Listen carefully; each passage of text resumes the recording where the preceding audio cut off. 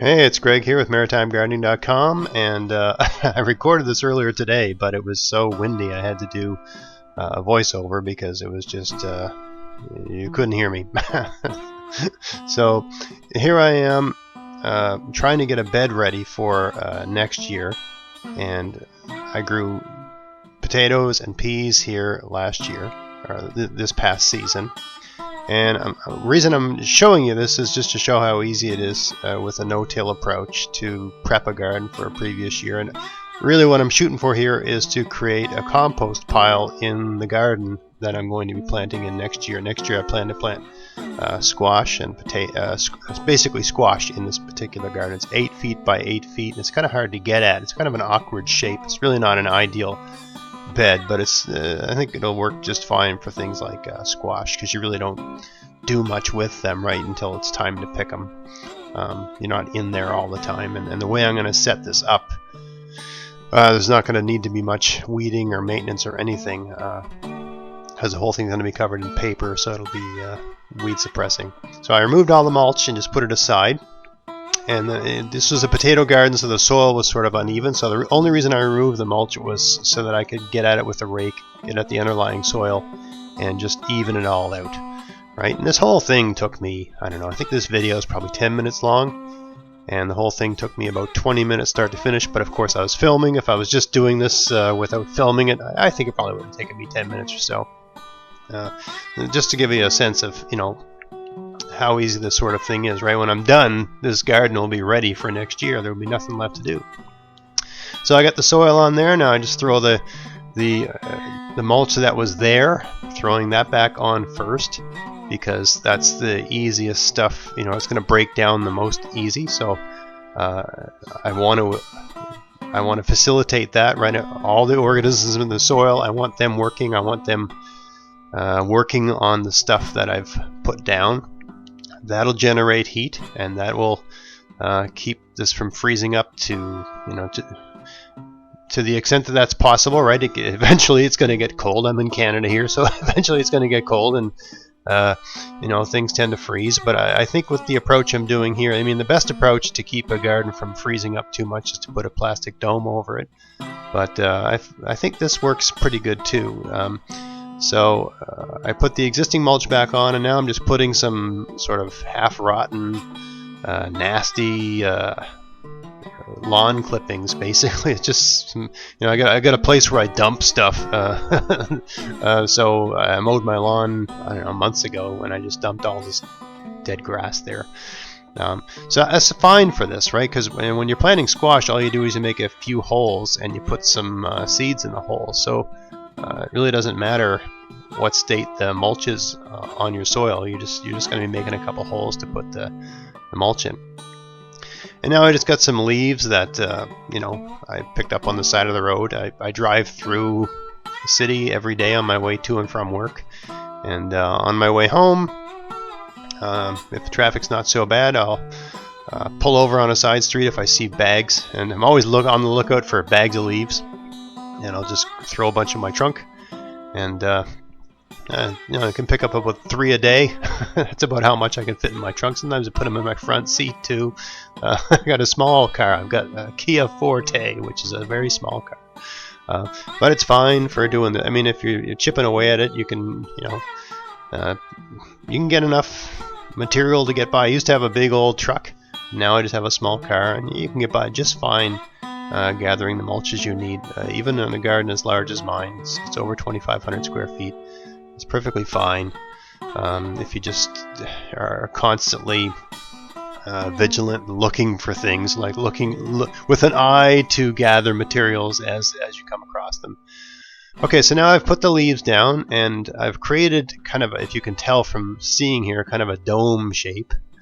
And now I'm going to put these, the bags that the leaves came in, right? This is just stuff people threw away. People threw away the leaves, and they bought the bags to put the leaves in, because that's the rules where I live.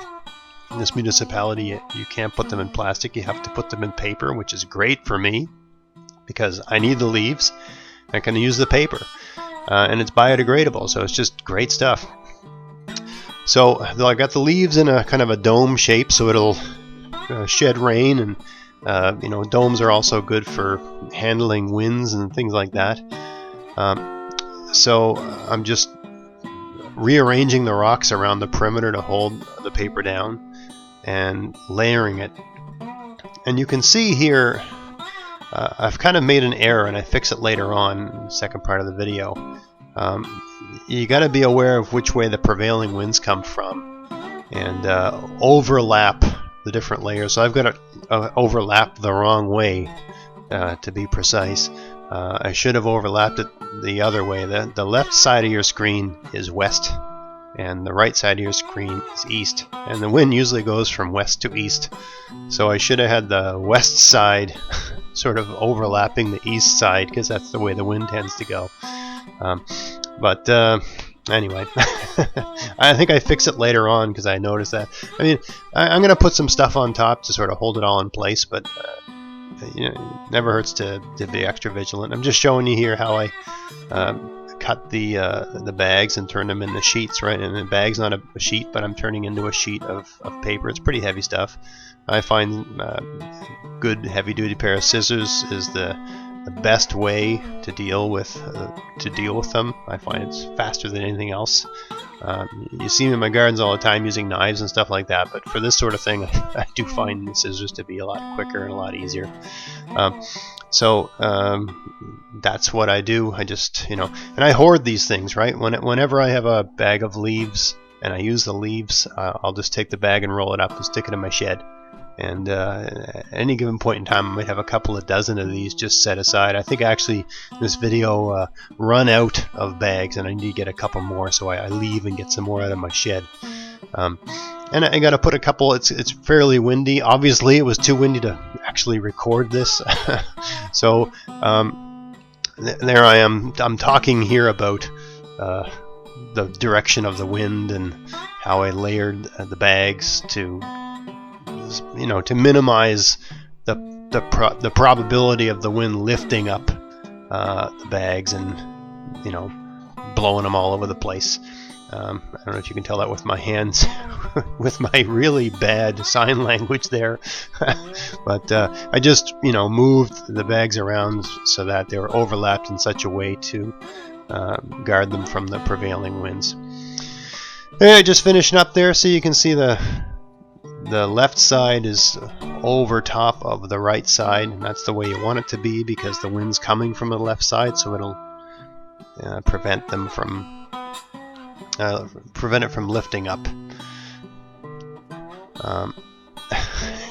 There, I put it on the wrong way again. Anyway, I just keep mending it and fixing it. It should be the other way.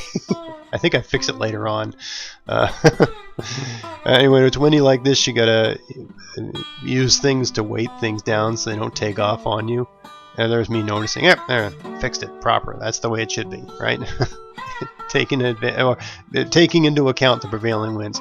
Now I just got some sticks. These are sticks I used for trellises and stuff like that. And I got to stick them. I got to put them somewhere anywhere. So I thought it would just make sense to throw them on top of the bed to keep everything from blowing away. And I'll just leave them like that all winter long. And you'd think these bags would rot and break down and that sort of stuff, and they will eventually. But I've noticed they kind of hold up for a season, especially if they're on top like this, where they're dry on one side and kind of wet on the other, but dry on the other side. They'll hold up for a season, and they'll be all right. So that's just one other way to prep a garden for the following year. I'm creating a compost pile, and I'm making sort of like a tent to hold. If you have a compost pile, it's generating heat, and you want to hold that heat in. So I'm using that paper to do that.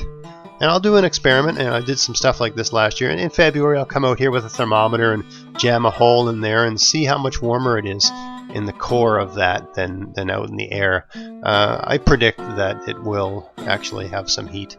And if there's heat, that means things are working, and it means stuff's being created that's good for your soil, and that will feed your plants. And that's what you want.